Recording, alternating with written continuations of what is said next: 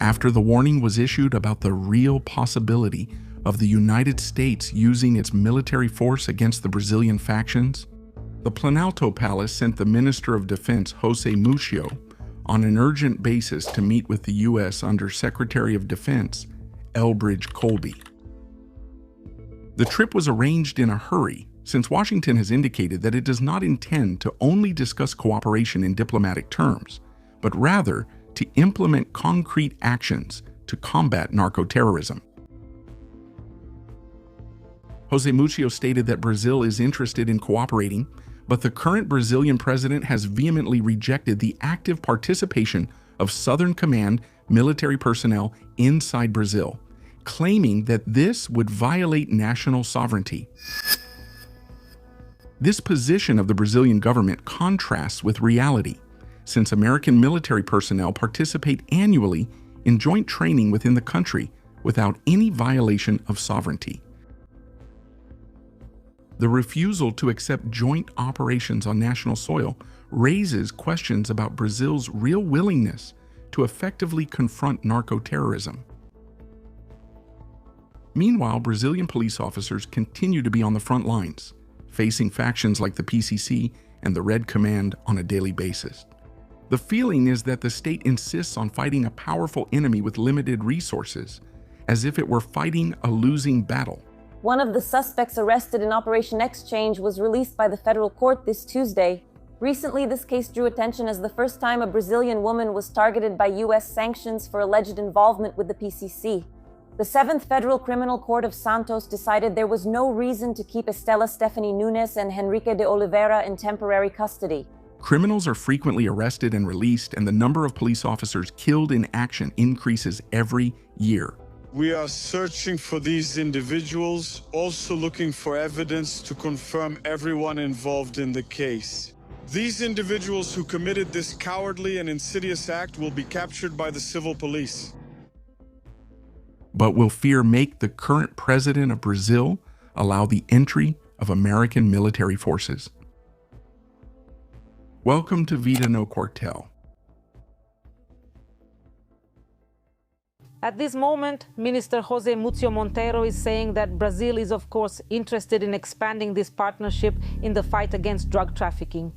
The Minister of Defense also spoke about the actions of the Brazilian armed forces at the borders. But he said that to address this fight against drug trafficking here in Brazil, it is necessary to move forward on this issue with the Ministry of Justice and Public Security.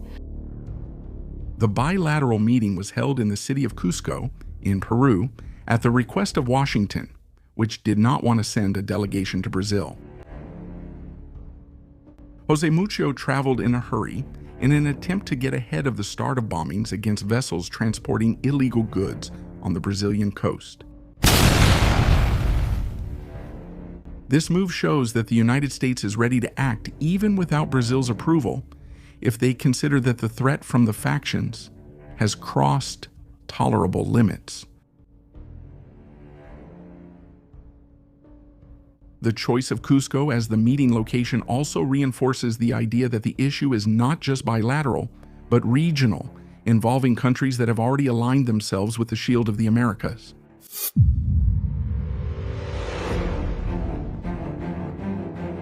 Several countries in the region are already part of the hemispheric military coalition, especially Paraguay and Ecuador, which have authorized the presence of U.S. military personnel on their territories to carry out joint operations.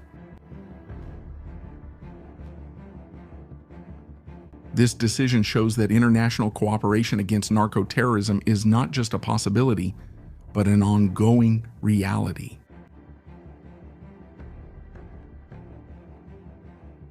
FBI bases have already been established in Paraguay and Argentina, showing that the Pentagon is seeking practical cooperation with U.S. military personnel and agents working side by side with local forces.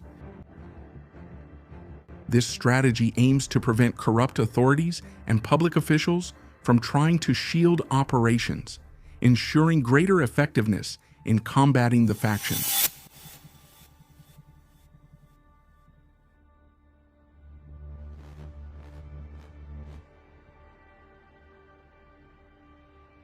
The next steps taken by the Brazilian government will be decisive for the strategy to combat regional factions and to see how Donald Trump will react to the decisions made in Brasilia.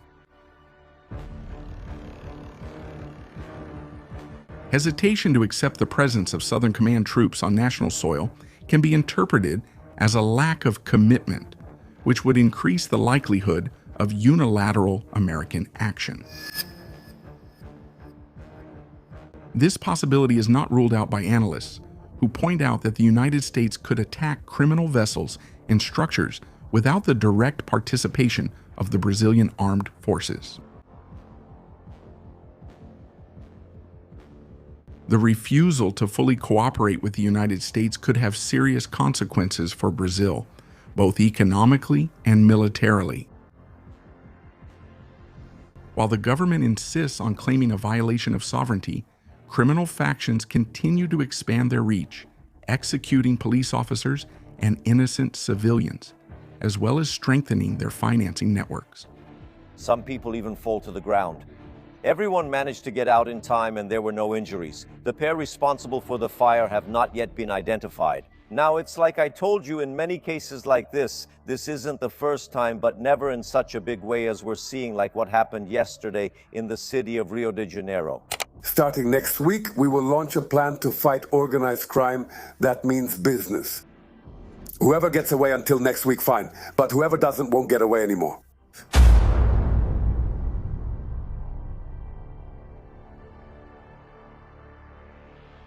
You are a mistake. It's like thinking you're in America. You are very far from home.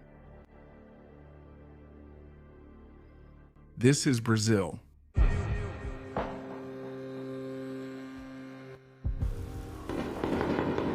They're shooting at the helicopter, man. Drug dealers from the 3rd Pure Command fire bursts from their rifles at the civil police helicopter, which was carrying out an operation in Vila Aliança in the west zone of Rio. The pilot had to make an emergency landing. The co-pilot was hit in the head and was taken to the hospital in very serious condition and underwent surgery. I don't want the armed forces, in the favela, fighting with criminals. Isn't that the role of the armed forces? And as long as I'm president, there won't be any military public order operations. I was elected to govern this country, and I will do so.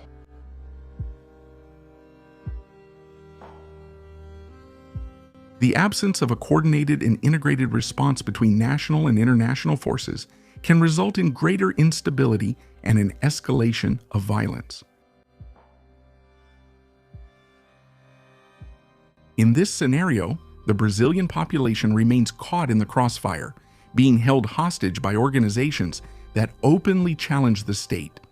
More than 2 hours of panic. Guys, is everyone okay here?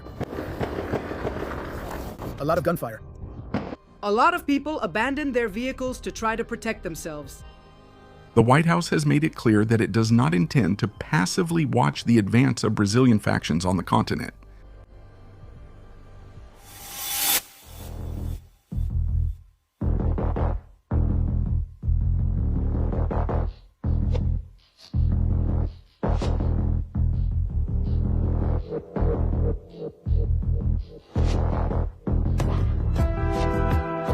The Southern Command is already on alert, with military personnel, aircraft, and special forces ready to act. This mobilization shows that Washington considers narco-terrorism a transnational threat that needs to be confronted with firm measures. If Brazil does not align itself, unilateral action may become inevitable, further increasing geopolitical tension in the region. The Brazilian police forces have vast experience in urban combat operations, accumulated over decades, facing factions in densely populated and hard-to-reach territories.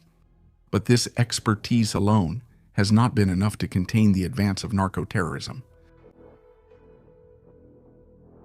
With the integration of technology, intelligence, and the suppressive firepower of the United States Southern Command, the fight against the factions could gain ground, a powerful deterrent, capable of altering the balance of power and reducing the boldness of criminals.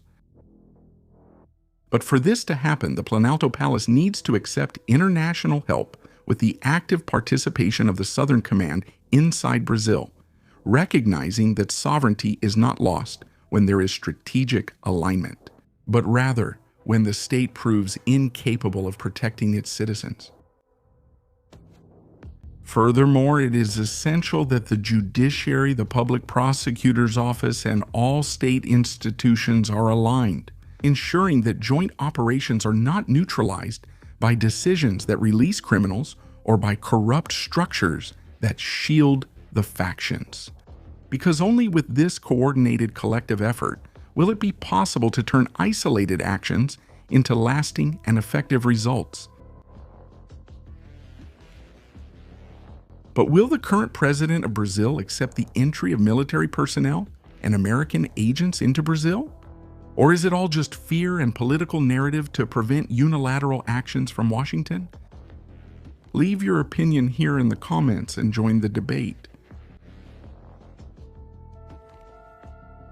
And you still receive it at home with Mercado Livre's delivery guarantee.